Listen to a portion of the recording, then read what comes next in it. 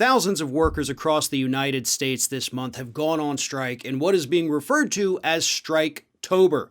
One of the biggest strikes happening right now happens to be taking place with the John Deere workers. And I have Jordan Chariton from Status Coup News with me. Jordan has been on the ground with the striking workers, among many other places, by the way, that he's been in just recent days here. So, Jordan, welcome to Ring of Fire. Hey, thanks for having me. Hey, no problem. So, lay out for us, because you've been there, you've talked to these workers, you've been interviewing them. Lay out what is happening specifically with these John Deere workers. Yeah, so the last time they went on strike was 35 years ago, actually, when I was born. And essentially, John Deere, like a lot of these corporate Goliaths, has tried to create a two-tier system. Back in the 90s, they created a two-tier system where current workers, that is in the 90s, would get XYZ, and new workers would get far less.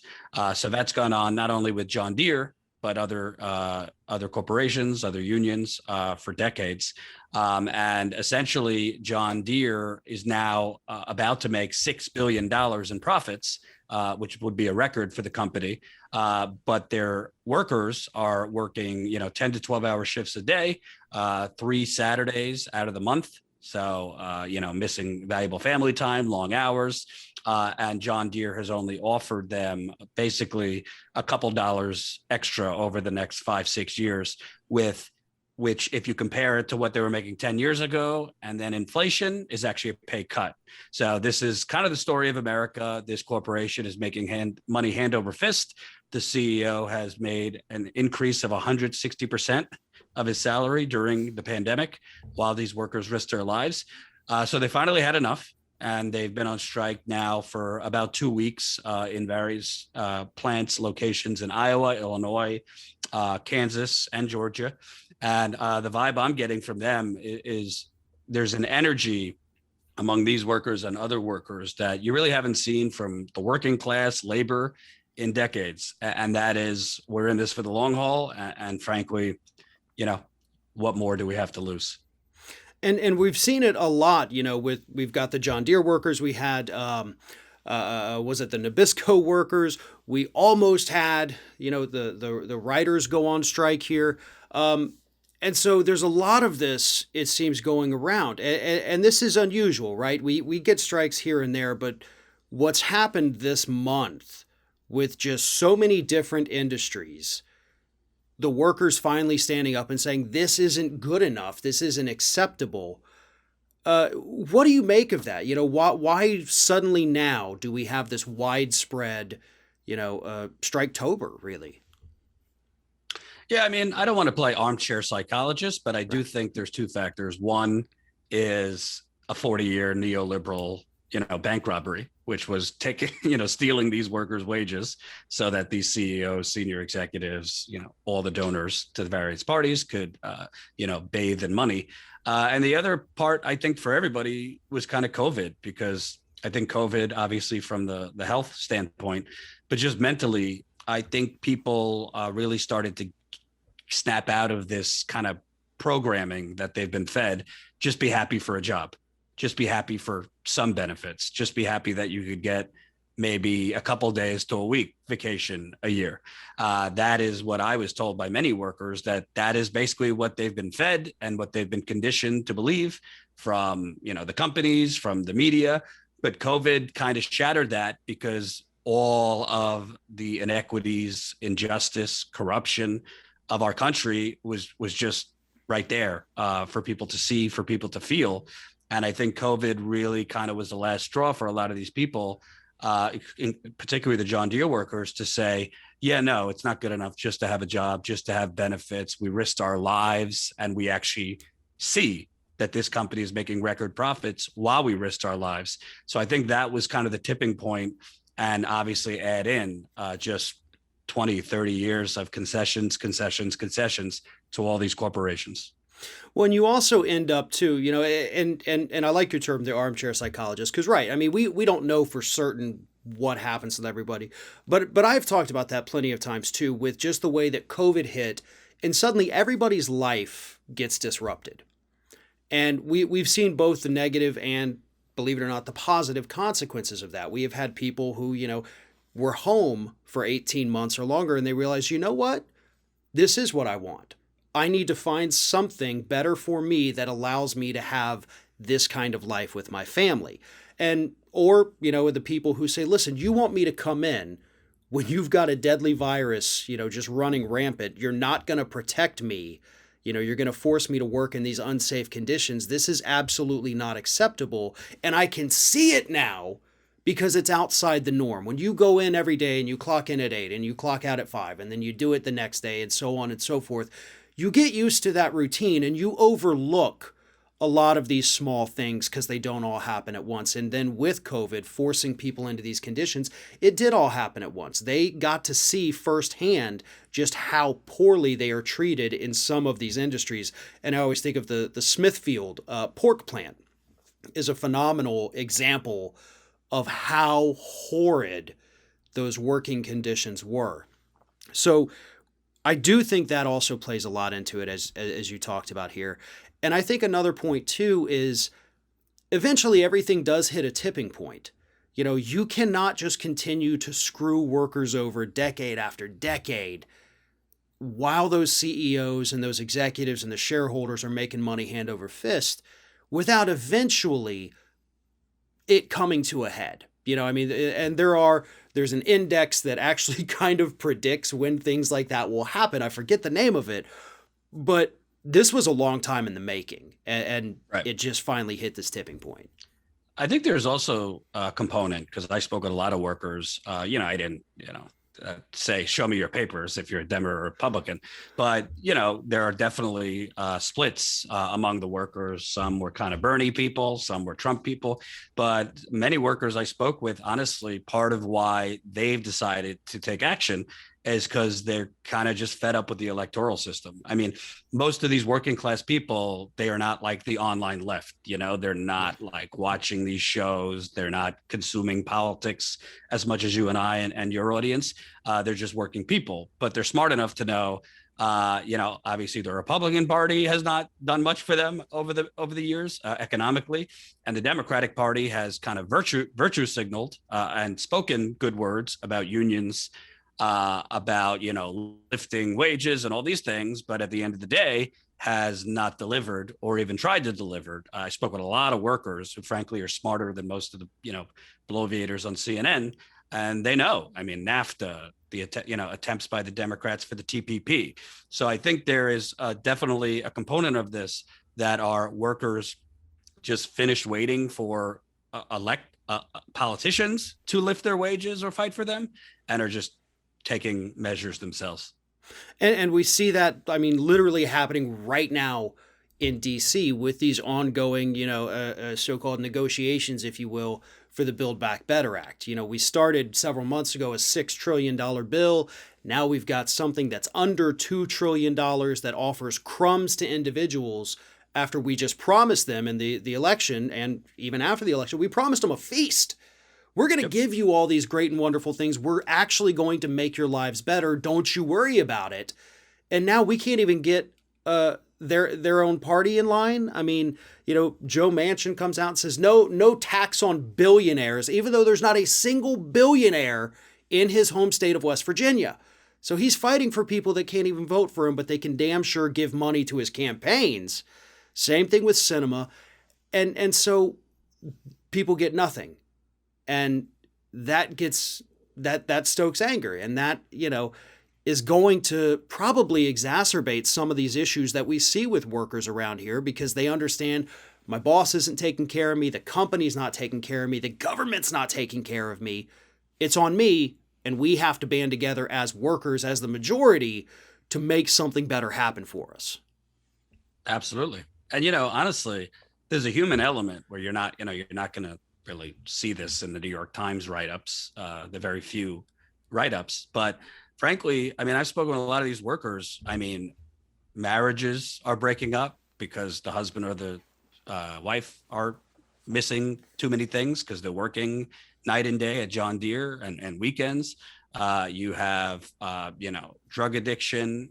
You have alcoholism among workers because literally the work is backbreaking. I mean, these are not office jobs. No disrespect to office workers. You're on machines all day, using your body all day.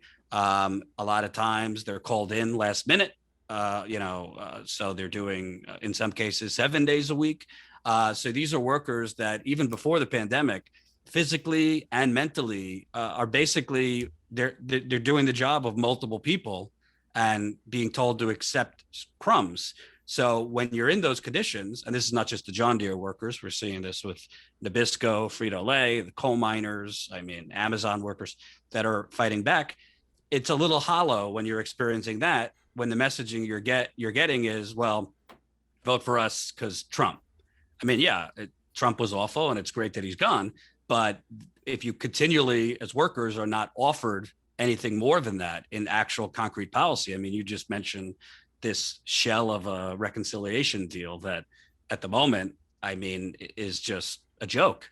If these workers across the board, not just John Deere, are literally breaking their bodies and their minds and stress on the family, and they're not getting anything for it, and then the party that at least verbally is supposed to be for them is not actually delivering, yeah, you're going to see a revolt. And from what I've seen in covering John Deere and some of these other strikes, it really is contagious in a good way.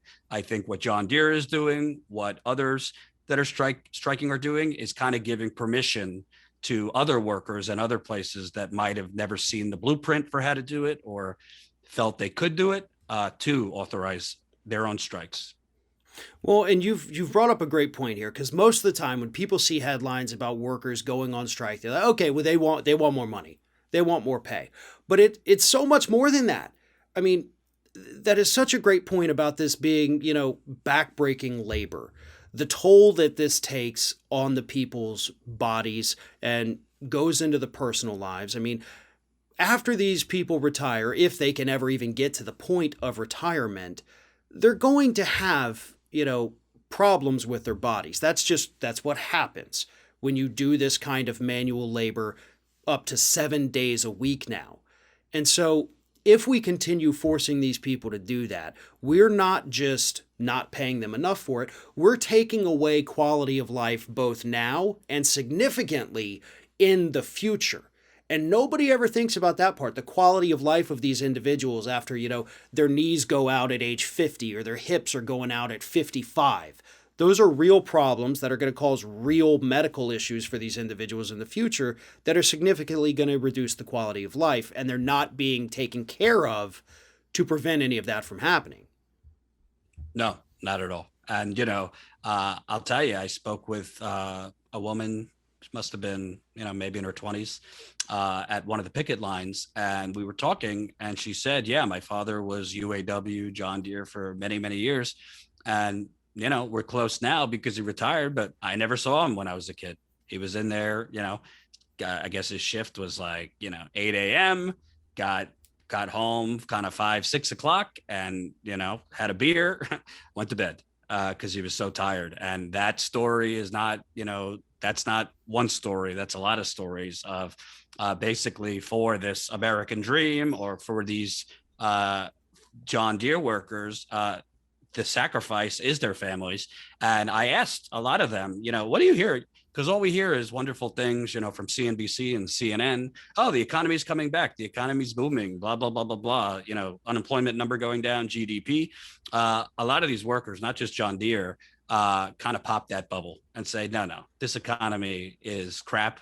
The unemployment number going down is mostly, non-living wage jobs coming back, particularly in bars, restaurants, hospitality.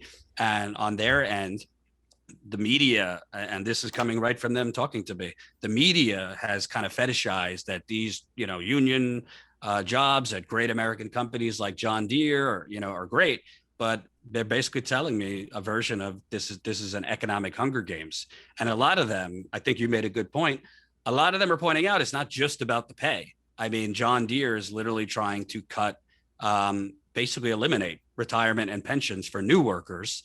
And that's another thing. A lot of these communities are, I mean, John Deere is either the biggest employer or one of the biggest employers. So it's generational. I talked to a lot of workers, their nephew is just starting at John Deere or their kid works at John Deere. So that these workers are not going to accept the deal that, okay, for current workers, maybe gives them some protections, but for new workers, eliminates their pensions, cuts their retirement in half, and, you know, basically is offering them less than crumbs because those new workers, in many cases, are their family members.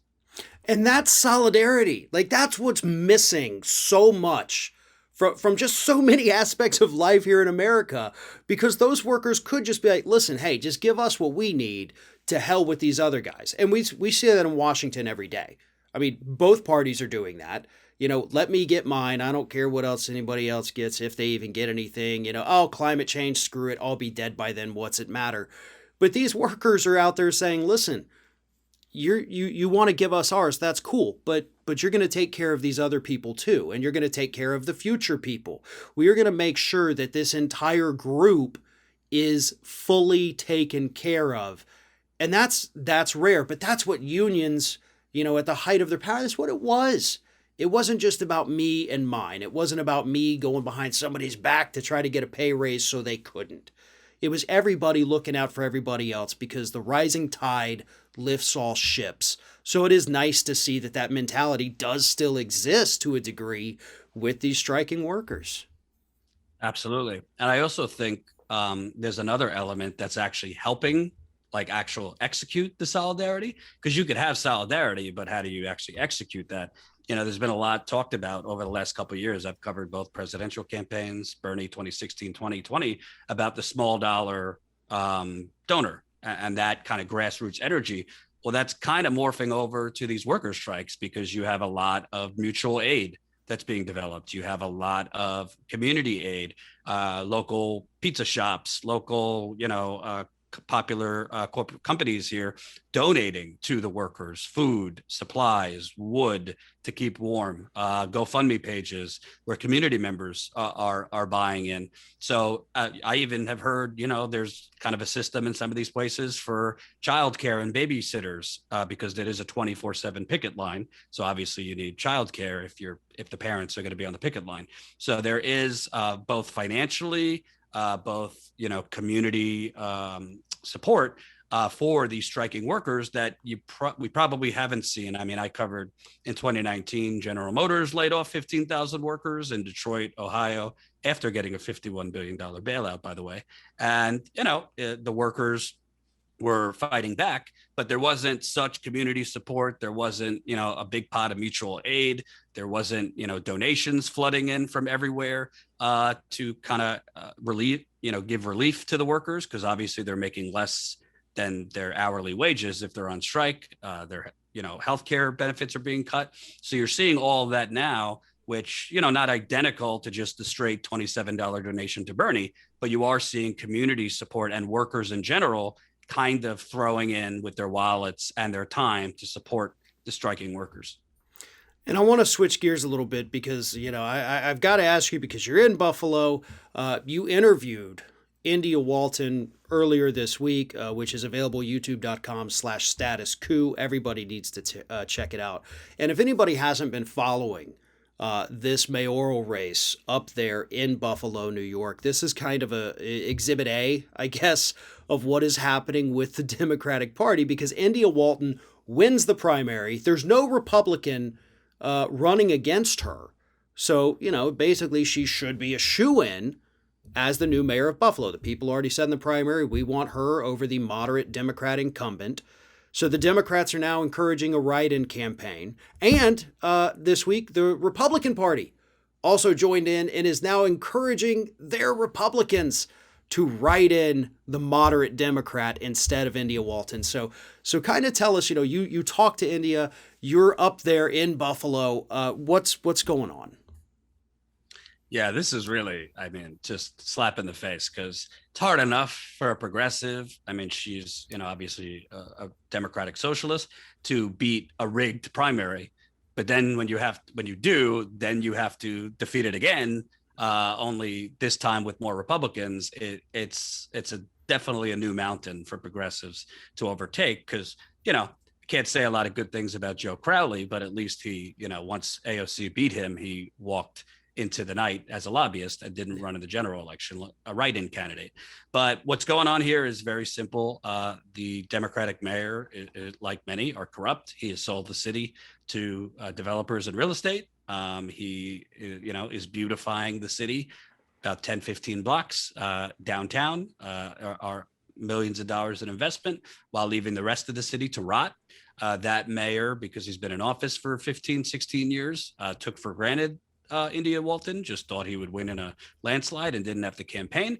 So he lost because he took her, he kind of went to sleep on her. So now he's awake and he is galvanizing everybody, the Republicans, particularly Republican real estate developers, Republicans, politicians here, to go all in against her. The new poll that came out showed her down 18 points. I mean, if you actually read into it, there's a lot of problems with the actual polling. She is definitely down because the voter turnout is going to go up significantly in the general election from the primary.